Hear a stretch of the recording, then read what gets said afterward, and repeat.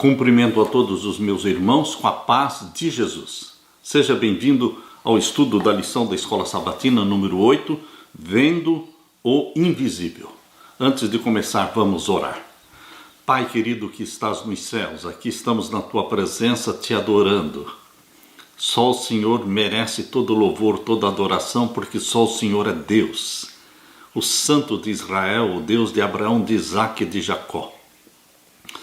Em nome de Jesus pedimos que o Senhor derrame o Espírito Santo sobre nós. Que ao abrirmos a tua palavra, o Espírito Santo venha nos falar ao coração. Responde às orações do teu povo, em nome de Jesus que pedimos. Amém, Senhor. Vendo o invisível. Quando nós usamos esta expressão vendo o invisível, o que vem à sua mente? Vem Moisés. Moisés é aquele que pela fé viu o invisível. Nós lemos em Hebreus capítulo 11, verso 27, o verso áureo. Pela fé Moisés abandonou o Egito, não ficando amedrontado com a ira do rei, pois permaneceu firme como quem vê aquele que é invisível.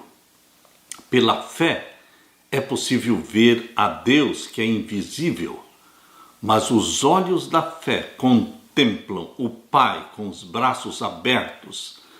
Pelos olhos da fé você contempla Jesus Cristo, Salvador amado. A fé não tem a ver com a dúvida. A fé tem muito a ver com a certeza. Por isso a definição que a Bíblia nos dá de fé não é de dúvida, e sim de certeza. A definição de fé no livro de Hebreus sempre foi desafiadora. Ora, a fé é a certeza de coisas que se esperam, a convicção de fatos que não se veem. Hebreus 11, verso 1. Como podemos ter certeza sobre o que não vemos? No entanto, é exatamente isso que Moisés ilustra no verso para memorizar. Ele permaneceu firme como quem vê aquele que é invisível. Hebreus 11, 27. É ainda mais desafiador perceber que somos chamados a ver aquele que é invisível. Não apenas quando tudo vai bem, mas principalmente quando tudo vai mal. Para isso, precisamos de fé. Uma fé cristã que deve ser moldada pela verdade sobre Deus e o seu reino. A verdade sobre a bondade do nosso Pai. O poder no nome de Jesus, o poder da ressurreição e a compaixão de Deus são verdades essenciais que nos permitirão permanecer firmes quando estivermos no crisol e formos talvez tentados a duvidar de tudo. Lembre-se, fé é certeza daquele Deus que nos ama, que deu seu Filho para morrer por nós. É a certeza daquilo que não vimos, não pegamos, nem apalpamos, mas mesmo assim cremos de todo o coração. Aleluia! Na parte de domingo, a generosidade do nosso Pai. Provai e vede que o Senhor é bom. É assim que o salmista diz. Prove, experimente, e você vai descobrir quão bom, quão amorável é o nosso Pai Celestial. Você já foi tentado a pensar assim? Se Deus realmente me amasse, com certeza Ele faria isso, faria aquilo na minha vida, se Deus realmente me amasse. Você já foi tentado a pensar assim? Quantas vezes esse pensamento já passou por nossa mente? Olhamos para as circunstâncias e nos perguntamos se Deus nos ama de fato, porque se nos amasse, tudo seria diferente. Ó, queridos, existem duas razões pelas quais muitas vezes duvidamos da bondade de Deus. A primeira ocorre quando temos um desejo ardente por algo que acreditamos ser bom. E a ideia de que Deus possa querer algo diferente para nós pode parecer desanimadora. A segunda razão é que podemos duvidar da vontade divina porque nossa experiência não combina com o que cremos. Se algo parece bom, soa bem, ou tem um bom gosto, então acreditamos que deve ser bom e sentimos raiva de Deus quando não podemos ter isso. É aqui que a fé entra em jogo. Ela entra em ação precisamente nos momentos em que somos tentados a duvidar de Deus e da sua bondade. Abra sua Bíblia em Romanos capítulo 8. Romanos capítulo 8, vamos ler o verso 28 em diante. Romanos capítulo 8 e os versos 28 em diante. Aqui nós lemos: E sabemos que todas as coisas contribuem juntamente para o bem daqueles que amam a Deus, daqueles que são chamados por seu decreto. Não há dúvida de que mesmo as coisas que nos fazem sofrer, mesmo as coisas ruins que nos acontecem, não há dúvida de que todas as coisas contribuem para o bem daqueles que amam a Deus, porque Deus converte o mal em bem. Ele usa o sofrimento para ser uma escola para nós, um crisol que nos purifica, para fazer brilhar em você e em mim o ouro do caráter de Jesus. Porque os que dantes conheceu também os predestinou para serem conformes à imagem do seu Filho. Você e eu fomos predestinados. Creia desta forma, porque antes de nascermos, Jesus já tinha morrido por nós. Por isso, quando você e eu nascemos, nós já estávamos predestinados à salvação, através de Jesus Cristo, que já tinha morrido na cruz por nós. Por isso, Paulo está dizendo aqui, porque os que dantes conheceu, também os predestinou. Deus não predestina ninguém para a perdição. Mas todo ser humano que nasce nesta terra está predestinado à salvação. É óbvio que se ele recusar a salvação, se ele recusar a bênção, se ele recusar a vida eterna que Deus está oferecendo para ele através de Jesus Cristo, então ele estará escolhendo por livre e espontânea vontade a perdição e a morte eterna. Mas é Deus que predestinou-nos para a salvação. E são homens e mulheres que se afastam de Deus que escolhem a perdição. E o verso 30 diz: E aos que predestinou, a estes também chamou. E aos que chamou, a estes também justificou. Justificação pela fé em Jesus Cristo. Somos perdoados em Jesus Cristo e feitos justos em Jesus Cristo. E aos que justificou, a estes também glorificou. Queridos, o reino da glória do nosso Senhor ainda não aconteceu, mas ocorrerá na segunda vinda de Jesus. E todos os justificados pela fé em Jesus Cristo, todos os santificados pela fé em Jesus Cristo, também serão glorificados em Jesus Cristo. E agora o verso 31 em diante do capítulo 8 de Romanos diz assim: Que diremos, pois, a estas coisas? Se Deus é por nós, quem será contra nós? Se Deus é por você, você não precisa temer a ninguém e a nada. Deus é por você, Deus é por mim. Creia. Este é o nosso primeiro passo, crer que Deus é por nós. E não importa os inimigos, porque é Deus que nos defende. A batalha é de Jesus, é Ele quem luta as nossas batalhas. Verso 32, aquele que nem mesmo ao seu próprio Filho poupou, antes o entregou por todos nós, como nos não dará também com Ele todas as coisas?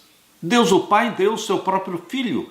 O que de mais precioso existia no céu era a vida do Filho de Deus.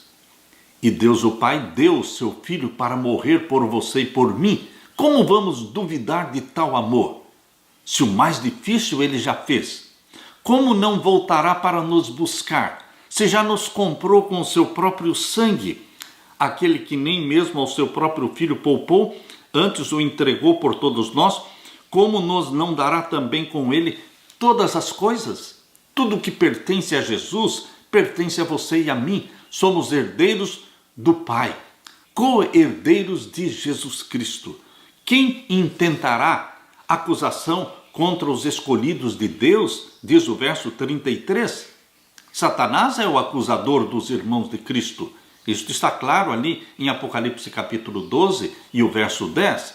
Mas, queridos, não importa as acusações de Satanás. Nós temos a mais forte, mais poderosa defesa do mundo, do universo. É a defesa do nosso advogado, Jesus Cristo, que não perde nenhuma causa. Quem intentará acusação contra os escolhidos de Deus? Você tem que se sentir como escolhido de Deus. Entenda isso. É Deus quem os justifica. É Deus quem nos salva. E o verso 34, quem os condenará? Quem tem esse poder de nos condenar? Se Jesus é quem nos defende, é Jesus que derramou o sangue para a nossa salvação, que acusação terá poder contra nós? Nenhuma. Pois é Cristo quem morreu, ou antes quem ressuscitou, pois o túmulo está vazio, dentre os mortos, o qual está à direita de Deus. Ele subiu ao céu e se assentou à direita de Deus e também intercede por nós. Ele é o nosso mediador, 1 Timóteo 2,5, porque há um só Deus e um só mediador entre Deus e os homens. Não existem vários santos intercedendo por você, não, queridos. Existe um só mediador entre Deus e os homens, Jesus Cristo, o homem. E aqui diz, ele se assentou à direita de Deus, Romanos 8,34, e também intercede por nós. E agora o verso 35, quem nos separará do amor de Cristo? Quem vai nos separar do amor de Cristo, que foi selado pelo próprio sangue de Jesus Cristo? A tribulação, por acaso, vai separar você de Cristo? A tribulação, ou a angústia, ou a perseguição, ou a fome, ou a nudez, ou o perigo, ou a espada? O que é que vai separar você do amor de Deus? Nada, meu querido irmão. Nada pode nos separar do amor de Cristo. Verso 36. Como está escrito, por amor de ti somos entregues à morte todo dia. Fomos reputados como ovelhas para o matadouro. No primeiro século, os apóstolos, os discípulos de Jesus, eram como ovelhas destinadas ao matadouro. Todos os dias eles estavam ameaçados de morte, pena de morte, contra os cristãos. Mas que importa se estamos escondidos em Jesus, amparados por Ele? Se morrermos, morreremos em Cristo. Se vivermos, viveremos em Cristo. E agora diz o verso 37, mas em todas estas coisas. Que coisas? Na tribulação, na angústia, na perseguição, na fome, na nudez, no perigo ou na espada? Em todas estas coisas somos mais do que vencedores. Jesus Cristo dá para você, meu querido irmão, uma mente de vencedor. Lembre-se, Satanás quer implantar em você uma mente de perdedor, de fracassado. Mas Jesus Cristo coloca em você, através do Espírito Santo, a mente dele, que é uma mente de vencedor. Mas em todas estas coisas somos mais do que vencedores, por aquele que nos amou. Você não vence sozinho. É em Cristo que somos vencedores. Por isso Jesus Cristo disse, tem de bom ânimo, eu venci o mundo. A vitória de Jesus é nossa. Verso 38 diz, porque estou certo de que nem a morte, nem a vida, nem os anjos, nem os principados, nem as potestades, nem o presente, nem o porvir, nem a altura, nem a profundidade, nem alguma outra criatura nos poderá separar do amor de Deus que está em Cristo Jesus, nosso Senhor. Que textos lindos, estes aqui de Romanos capítulo 8, versos 32 até o verso 39. O nosso Pai cheio de amor, Ele não se esquece de você, porque você está gravado nas palmas das mãos de Jesus Cristo. É impossível Deus se esquecer de você, porque diante do Pai está Jesus Cristo, e Ele tem gravado nas palmas das suas mãos você. Ali estão os sinais da crucifixão, do preço que Ele pagou por você e por mim. Às vezes, nos perguntamos, como Israel insistia em duvidar de Deus, depois de tantos milagres feitos no Egito, depois da travessia pelo Mar Vermelho, e por estarem comendo o maná que caía do céu e bebendo a água que fluía da rocha, como é que eles poderiam continuar duvidando? Queridos, vamos transferir para nós esta pergunta. Como podemos nós, você e eu, continuarmos duvidando do amor de Deus? O maior sacrifício não foi fazer o povo de Israel atravessar pelo Mar Vermelho, ou dar o maná, ou dar água para eles no deserto.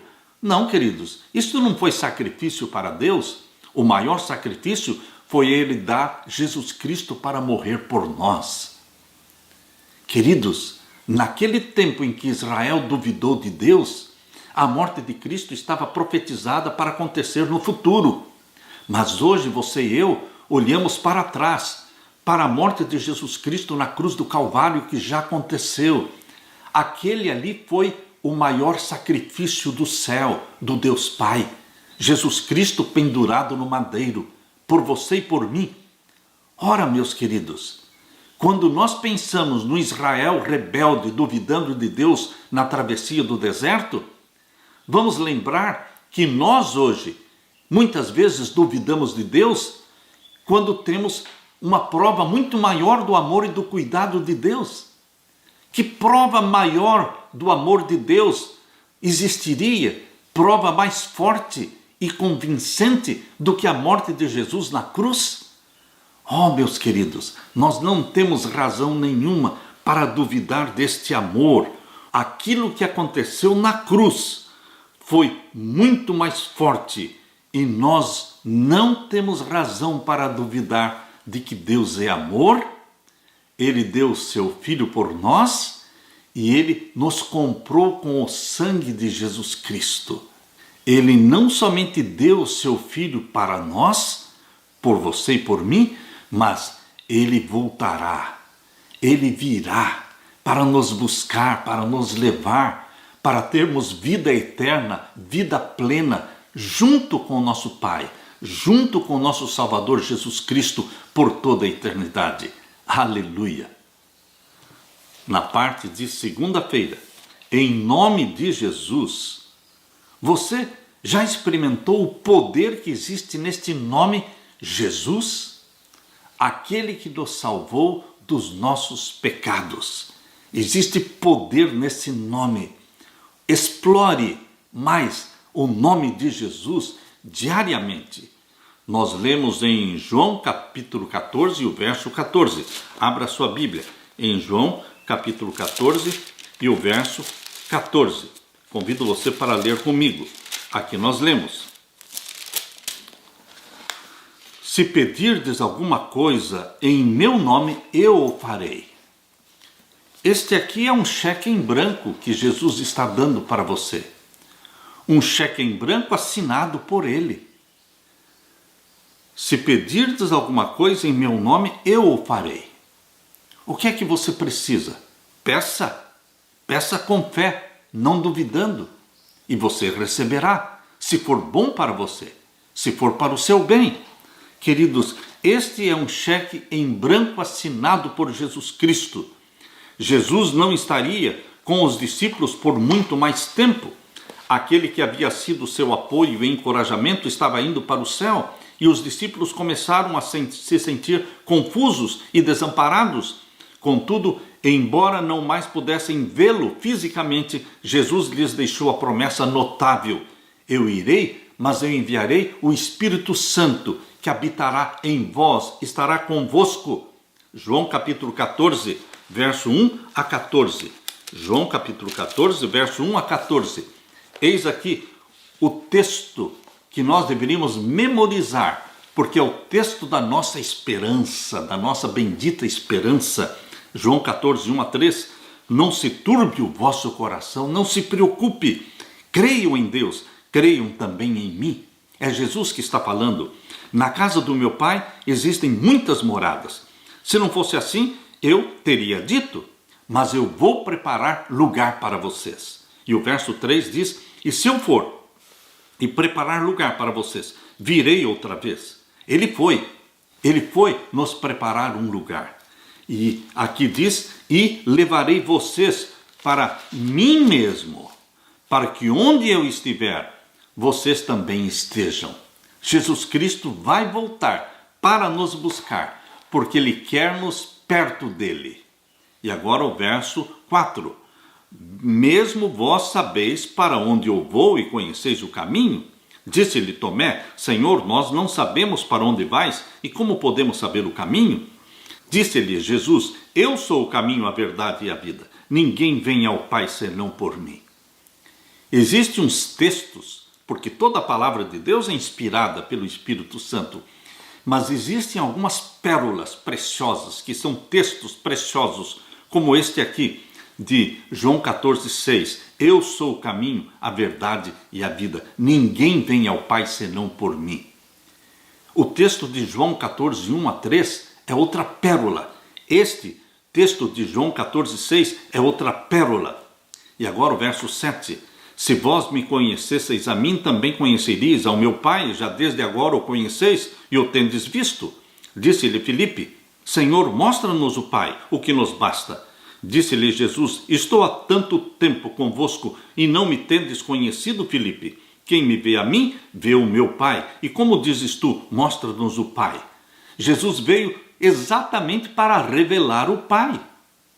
Deus o Pai nunca foi visto por ninguém. João capítulo 1, verso 18 diz que o Pai nunca foi visto por ninguém. O Filho é que o revelou.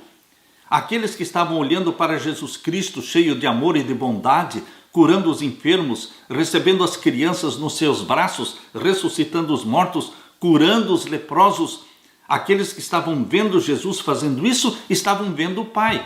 Por quê? Jesus veio exatamente para revelar o Pai e destruir aquela caricatura horrível que Satanás pintou do Deus Pai. Cristo veio para destruir esta deturpação do caráter do Pai e mostrar a bondade do Pai, o amor do Pai, a misericórdia do Pai. Por isso, Jesus está dizendo, quem vê a mim, vê o Pai. Jesus não é o Pai, mas ele veio para revelar o Pai. E agora o verso 10. Não crês tu que eu estou no Pai e que o Pai está em mim? As palavras que eu vos digo, não as digo de mim mesmo, mas o Pai que está em mim é quem faz as obras. Jesus não veio para fazer a vontade própria dele, mas sim a vontade do Pai. Jesus viveu para edificar o Pai, revelar o Pai. Assim também o Espírito Santo foi derramado sobre os discípulos e foi derramado sobre vocês, sobre mim, mas a função do Espírito Santo não é fazer uma obra dele mesmo, mas é revelar e edificar Jesus Cristo. Jesus edificava o Pai, o Espírito Santo edifica Jesus. E aqui diz o verso 11, crede-me que estou no Pai e o Pai está em mim, crede-me, ao menos por causa das mesmas obras. Na verdade vos digo que aquele que crê em mim também fará as obras que eu faço, e as fará maiores do que estas, porque eu vou para o meu Pai. As obras realizadas por Jesus Cristo eram realizadas pelo poder do Pai.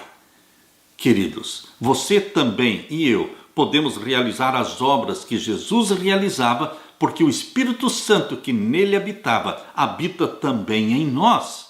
Somos gerados pelo Espírito Santo. Nascemos da água e do Espírito.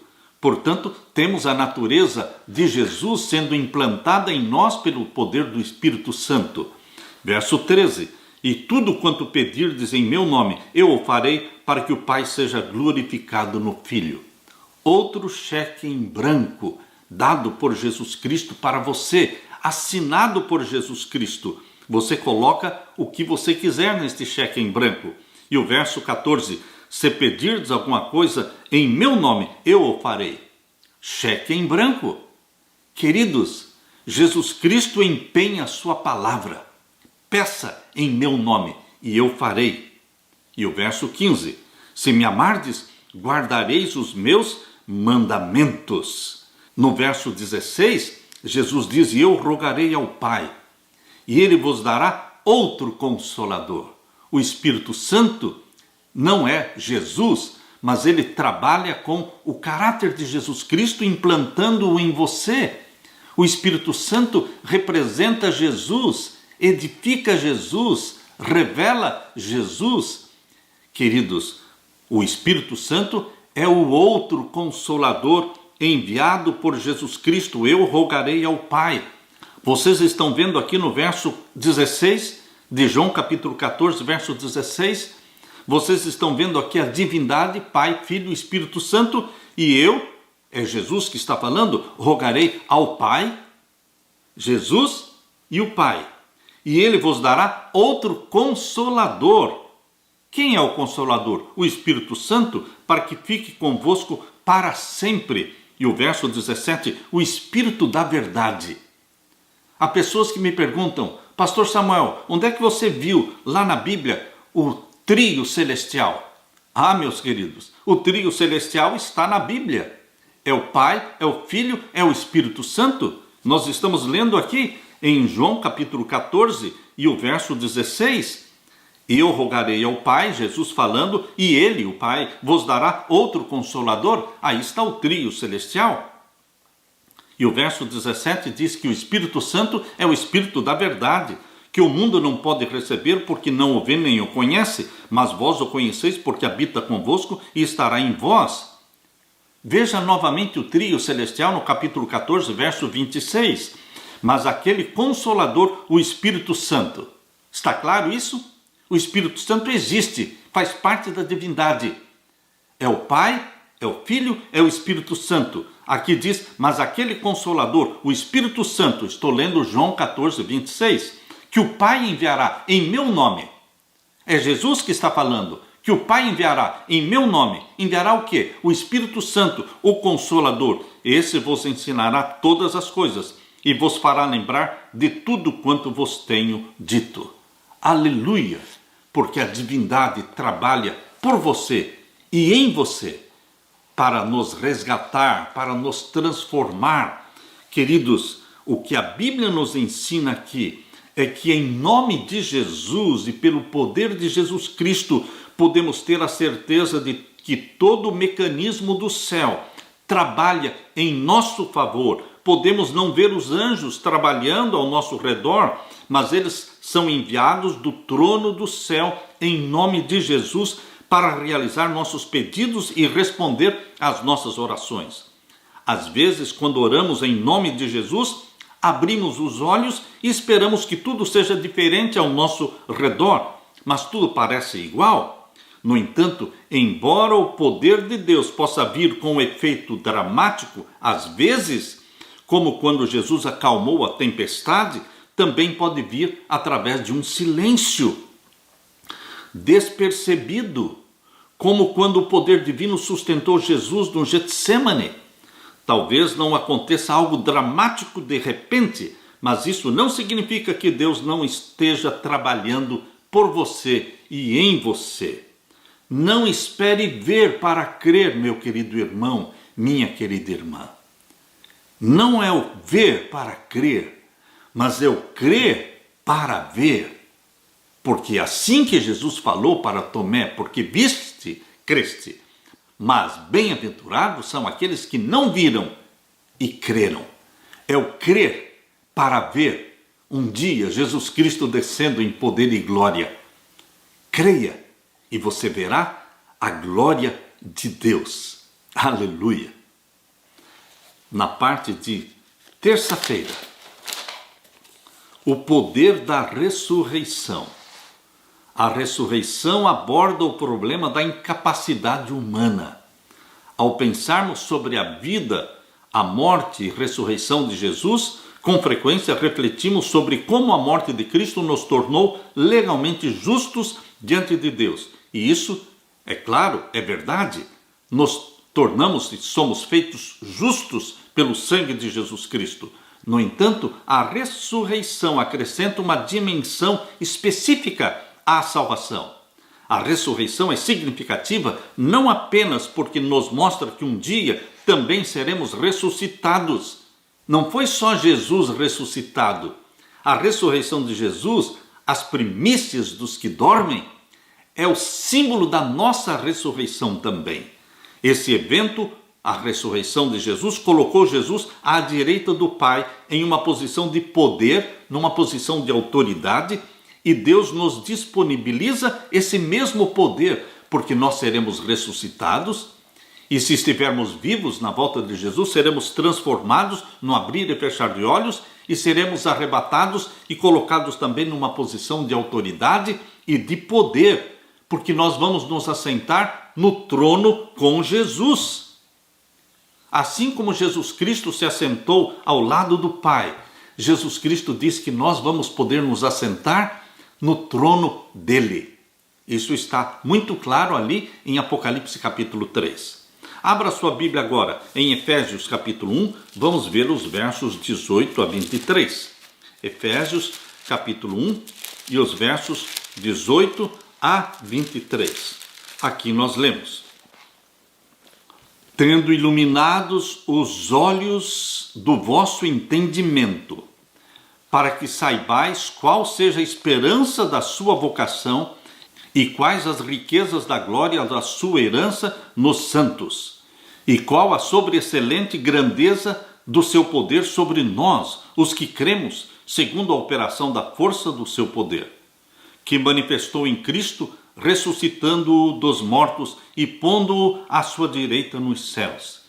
Jesus ressuscitou, subiu ao céu e se assentou à direita do Pai nos céus. Uma posição de autoridade e de poder, acima de todo principado e poder e potestade e domínio e de todo o nome que se nomeia, não só neste século, mas também no vindouro. E sujeitou todas as coisas aos seus pés, e sobre todas as coisas o constituiu como cabeça da igreja, que é o seu corpo, a plenitude daquele que cumpre tudo em todos.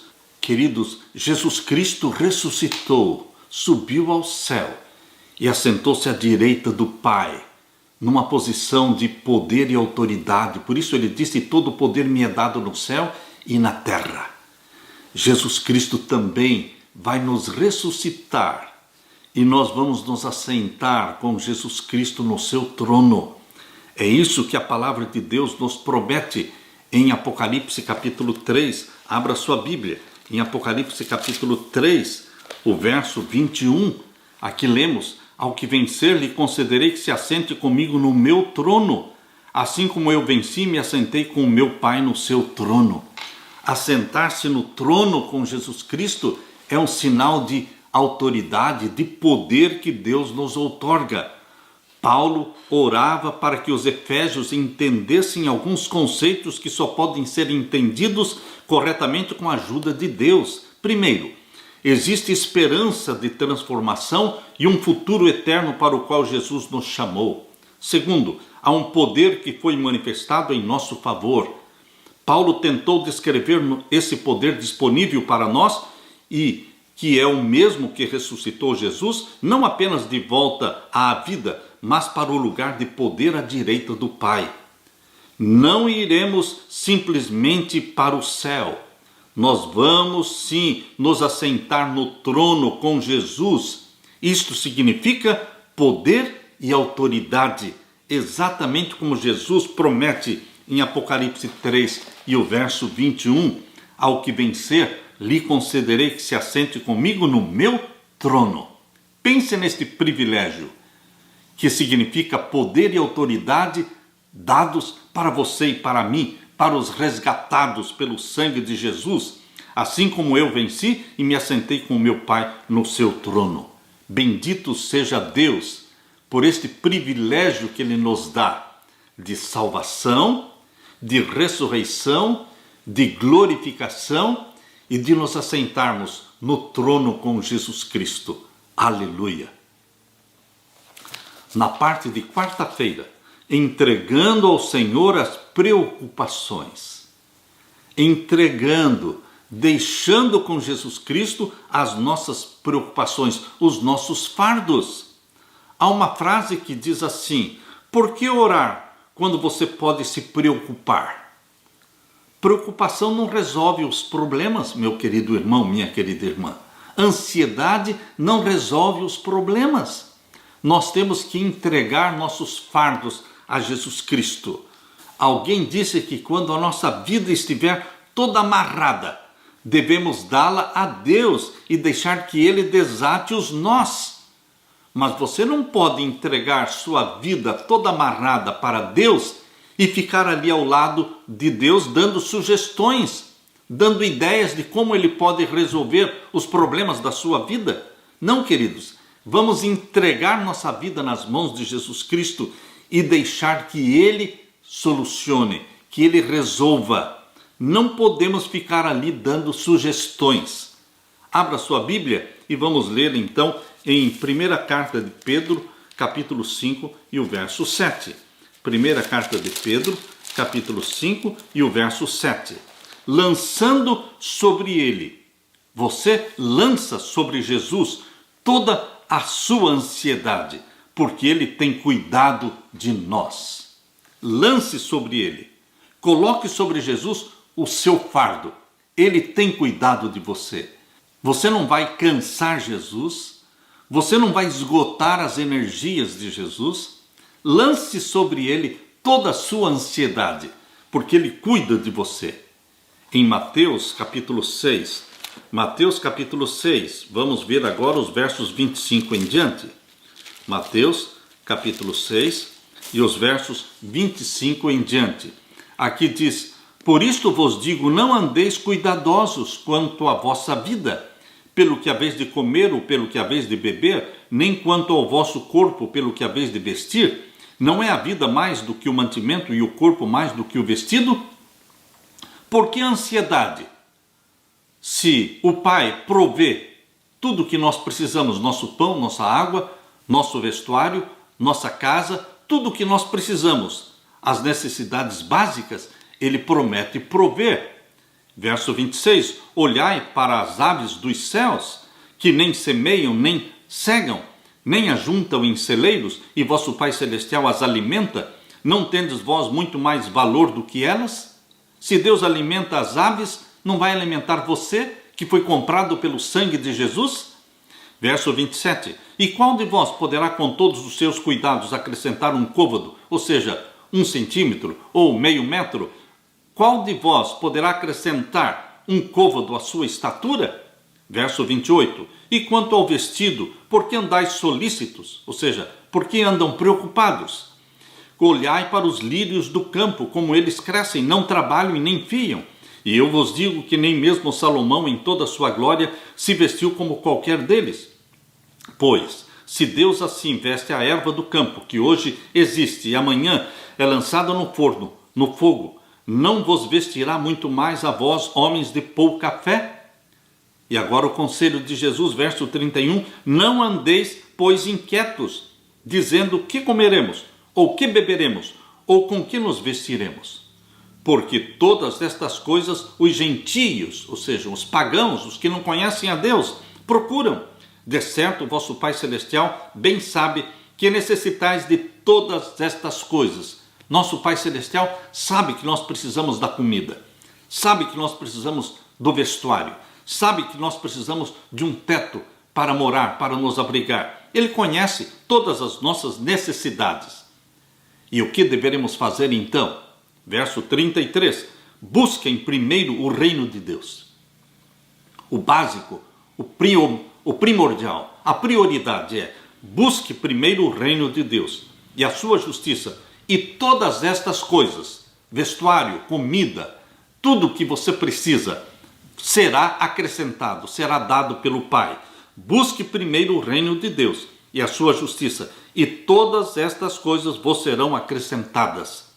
Não vos inquieteis pelo dia de amanhã, porque o dia de amanhã cuidará de si mesmo. Basta cada dia o seu próprio mal. Queridos, o texto de 1 Pedro, capítulo 5, verso 7, é muito simples. Não há nenhum segredo escondido nele. Lançar sobre Jesus Cristo nossas ansiedades. Lançar significa jogar, entregar, de modo que o que estiver causando dor e preocupação não tenha mais nenhuma conexão conosco. Mas é claro, nossos fardos não são jogados em qualquer lugar. nem nossa preocupação desaparece no vazio, mas são dados ao nosso Pai no céu, que promete resolver o problema. Isso é o que Jesus nos diz nos versos de Mateus. O problema em fazer isso não é que seja difícil, mas que parece muito fácil, bom demais para ser verdade. Queridos, não é bom demais para ser verdade, é verdade. Lance sobre ele suas ansiedades. Busque em primeiro lugar o reino de Deus e a sua justiça. E todas as coisas que você necessitar e precisar, ele suprirá. Eu convido você para ler Salmos 37. Salmos 37 e os versos 4 e o verso 5. Salmo 37 e os versos 4 e 5. Aqui diz: deleita-te também no Senhor, e ele te concederá o que deseja o teu coração. Deleite-se no Senhor, louve o Senhor, agradeça ao Senhor, ele vai conceder o que deseja o teu coração.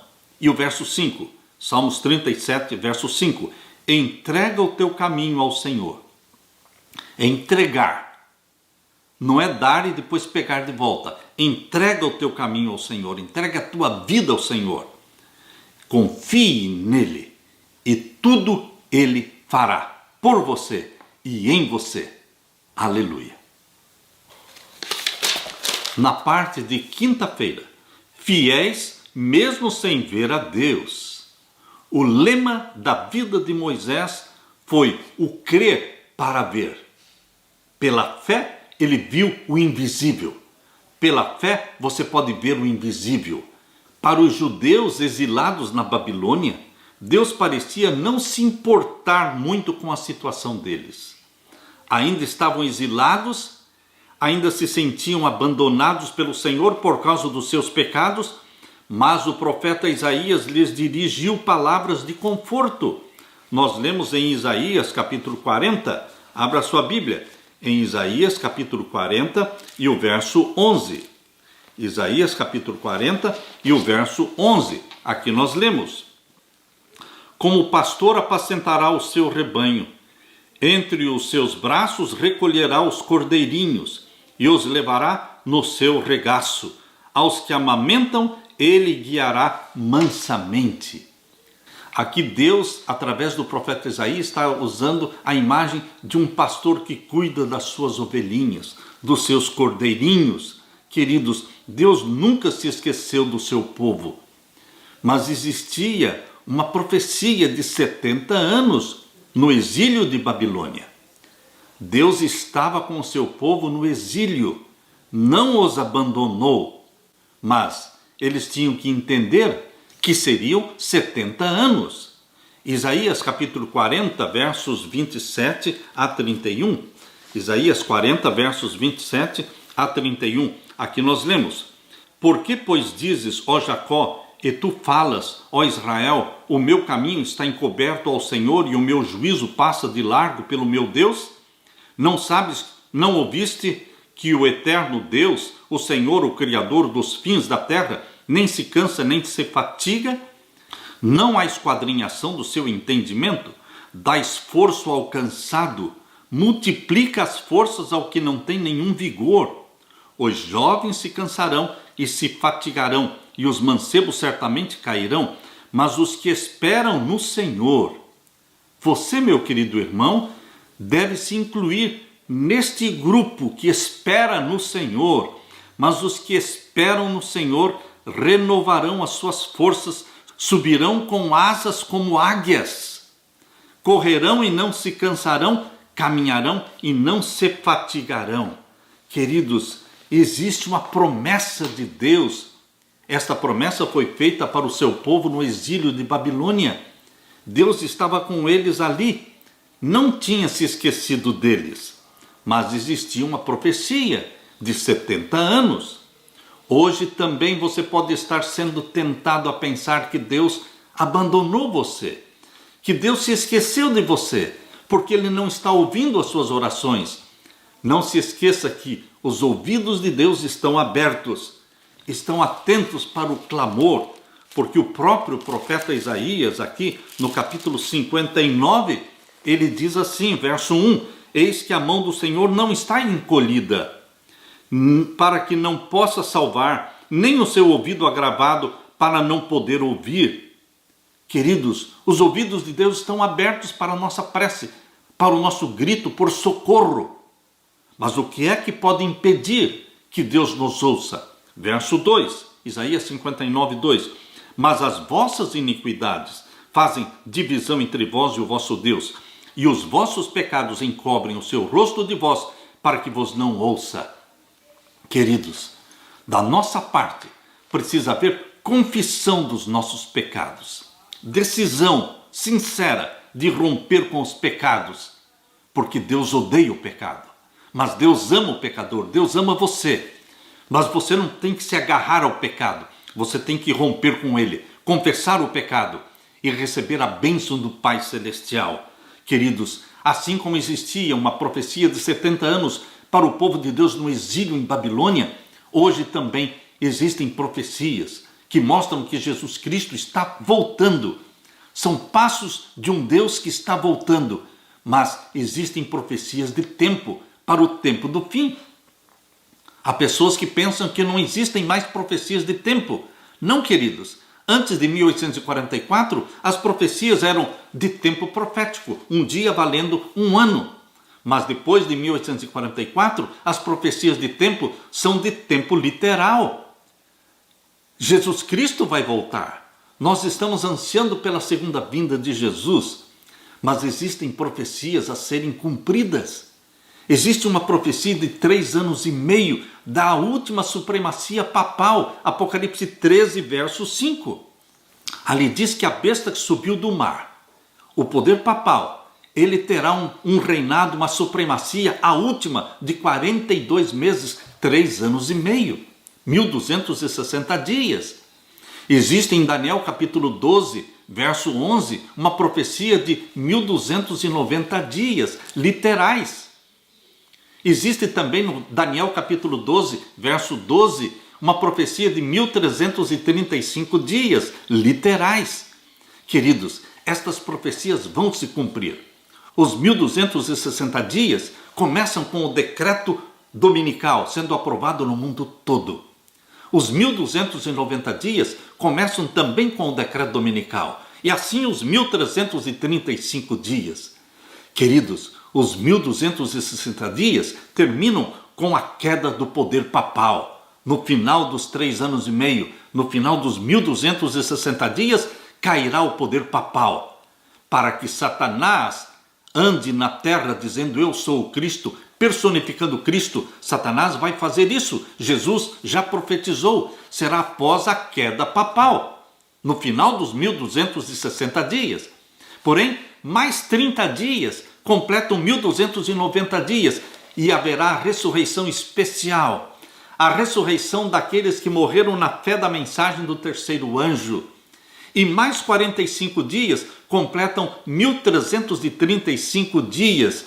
E então, queridos, a 7ª trombeta será tocada e a lei de Deus será estampada no céu e a voz de Deus será ouvida declarando o dia e a hora da volta de Jesus. Profecias de tempo literal. Deus não nos abandonou. Por maior que seja o nosso sofrimento, por mais difícil que seja estar no crisol de Deus, sendo purificado, mas Deus não nos abandonou.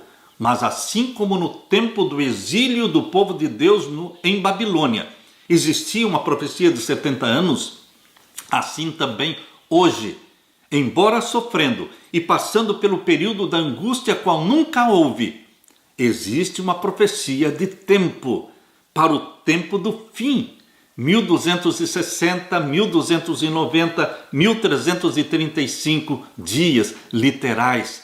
O tempo será abreviado, vai ser tudo muito rápido, porque os últimos acontecimentos serão rápidos e Jesus Cristo voltará para levar você e a mim, nos levar para o céu. Alegre-se com esta esperança, com este conforto. Jesus está com você o tempo todo, provendo para você o vestuário, a água, a comida, o teto, tudo que você precisa. Mas busque em primeiro lugar o reino de Deus e a sua justiça, e todas as outras coisas serão acrescentadas. Descanse nesta promessa do nosso Senhor Jesus. Eu deixo com você esta promessa, deixo com você esta bênção, deixo com você a paz que só Jesus pode dar. Amém.